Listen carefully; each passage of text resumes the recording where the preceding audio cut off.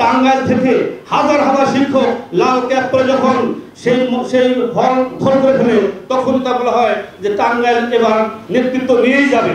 বাংলাদেশ শিক্ষক সমিতি বিটিএর মতো এই রকম একটা ঐতিহ্যবাহী সংগঠনের সাধারণ সম্পাদক নির্বাচিত হওয়া আল্লাহর বিশেষ রহমত ছাড়া কোনোভাবে যেটা সম্ভব ছিল না।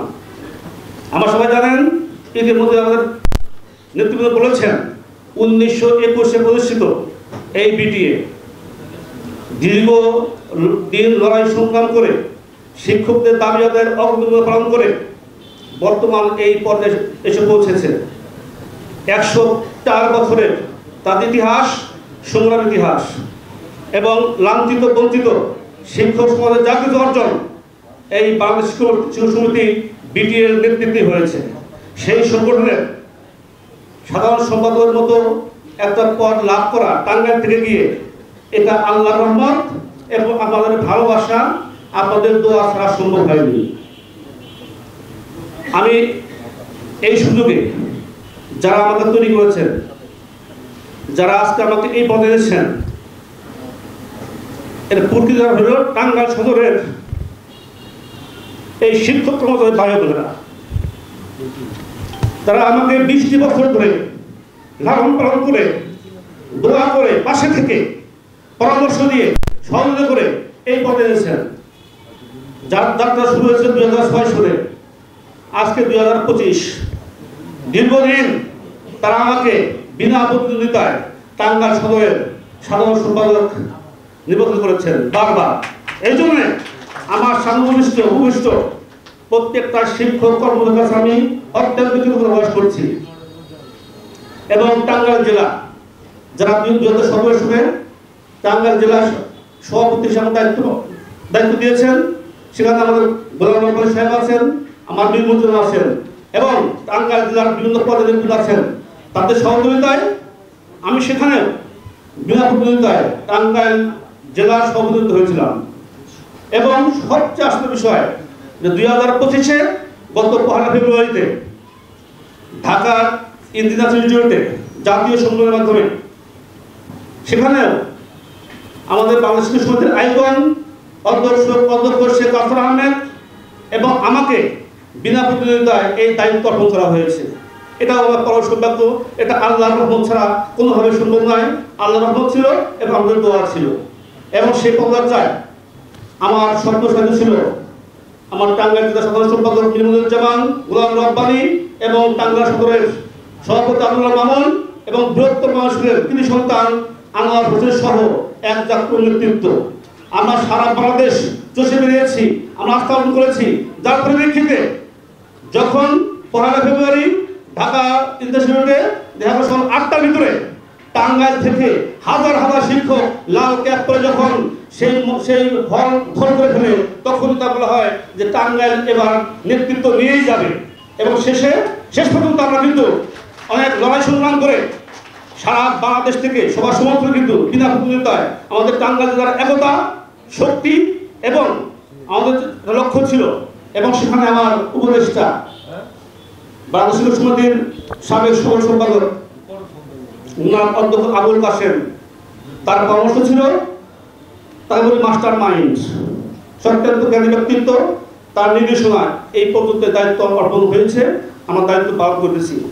দায়িত্ব অত কঠিন, এত বড় দায়িত্ব, এটা আল্লাহর রহমত লাগবে, আপনাদের সহায়তা লাগবে। আমি মনে করি টাঙ্গাইল সদর অত্যন্ত ঐক্যবদ্ধ আছে।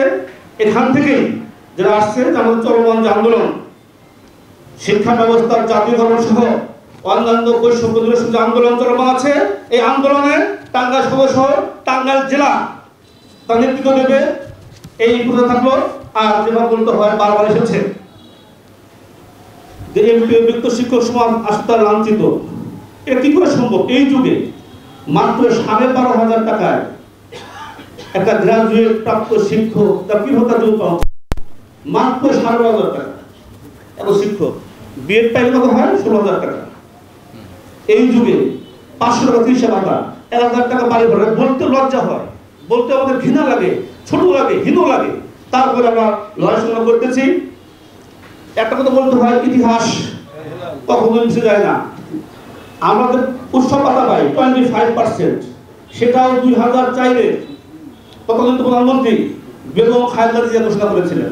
সেই 25% এটা 2025 দীর্ঘ 21 বছর পরে আমাদের 23-এর 22 দিনের আন্দোলন সংগ্রামের পরে এই বর্তমান সরকার আর 25% যোগ করেছে।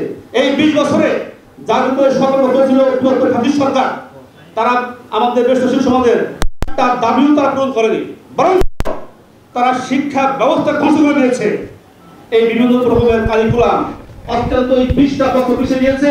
বর্তমানে প্রজন্ম তারা পড়াশোনা বিমুখ, তারা বিদ্যালয় বিমুখ। আমরা অবাক হবেন যে আমাদের মাধ্যমিক লেভেলে গত বছরে প্রায় 25% শিক্ষার্থী কমে গেছে, ঝরে গেছে। কেন? এই যে মানহীন কারিকুলামের জন্য। আমি মনে করি এখানটা অবশ্যই রাখতে হবে। আর যেটা বলতে হয় যে শিক্ষকদের অবসর কল্যাণ, সেটাও তদানীন্ত বেগম খালেদা জিয়া উনি প্রথম করে দিয়েছিলেন অবসর এবং কল্যাণ ভাতা। এই জন্য ধন্যবাদ জানাই। আর যেহেতু সামনে দেখতে পাচ্ছি যে আমাদের মঞ্চ আলিগত করে আছেন, সুলতান সাদুর কথা ছিল, শাহিন ভাই আছে, ফরক ভাই আছে, আমরা বলতে পারি যে সামনের নির্বাচন হবে, এটা মহামান প্রত্যাশী। আর আমাদের ভবিষ্যতে এমপি কিন্তু এখানে আছে, কারণ এর বাইরে কেউ যাবে না। সামনের এমপি কিন্তু এর বাইরে কেউ যাবে না ইনশাআল্লাহ। অতএব তাদের অনুরোধ থাকবে অবশ্যই আমাদের যে শিক্ষক সমাজের যে দাবি দেওয়া আছে, বিশেষ করে শিক্ষা ব্যবস্থাটাকে জাতীয়করণ করলেই আমাদের শিক্ষাতে বৈষম্য দূর হবে এবং শিক্ষার মান বাড়বে, জাতি এগিয়ে যাবে। কারণ শুধু উন্নয়ন নিয়ে দেশ চলে না। যদি উন্নয়ন দেশ চলতো, যদি ফ্লাইওভার দেশ চলতো, তাহলে ফ্যাসিস্ট সরকার কিন্তু যেত না। উন্নয়নকে টিকসই করতে হলে, উন্নয়নকে দাবি করতে অবশ্যই শিক্ষা লাগবে, শিক্ষিত জাতি লাগবে। আমি মনে করি এই জন্য দরকার হলো একটা শিক্ষা বান্ধব সরকার। আমার কথা থাকবে যে আপনারা যারা এখানে এসেছেন, জাতীয় নেতৃত্বে এসেছেন, অনেক বক্তব্য দিলেন, আমি কথা পারাবো করে এসেছে। আমার বিটিএর যে সভাপতি অর্থপতি কাউসার আহমেদ, এটা অবিস্মরণীয় নেতা, সাহসী, পরিশ্রমী, যার জন্য বিটিএকে গত 17 মে থেকে 21 মে পর্যন্ত আমরা আন্দোলন করেছি এবং 2023-এর 11 জুলাই থেকে 1 আগস্ট পর্যন্ত দীর্ঘ 22 দিন আন্দোলনের মাধ্যমে আমরা বিভিন্ন সংগ্রাম করেছি। সেই শিক্ষক নেতাকে মিথ্যা মামলা দিয়ে তাকে জেলে বন্দী রাখা হয়েছে অনতিবিলম্বে। শেখ কাউসার আহমেদের মিথ্যা মামলা প্রত্যাহারপূর্বক তার মুক্তি চাই, তার মুক্তি দিতে হবে। পরিশেষে সবাই বন্ধুদের শেষ করছি। আসসালামু আলাইকুম ওয়া রাহমাতুল্লাহি ওয়া বারাকাতুহু।